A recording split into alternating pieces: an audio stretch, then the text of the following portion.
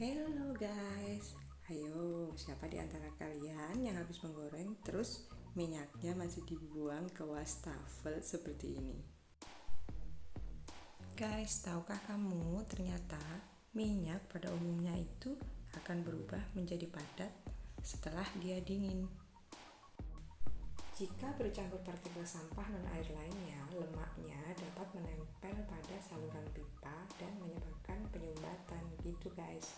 Daripada nanti mengeluh ada sumbatan, mending hindari apa yang jadi penyebabnya ya kan. Nah ini dia tips cara membuang minyak yang benar ala aku ya guys ya.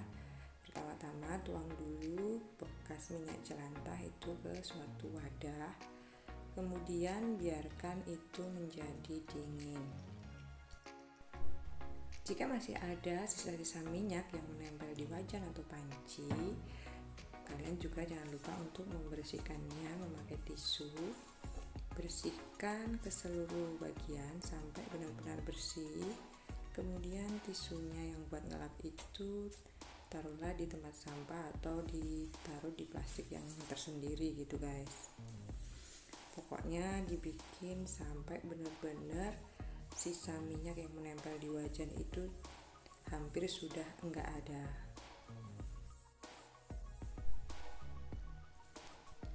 Oke, jika udah begitu, kita kembali ke tadi minyak yang udah kita dinginkan.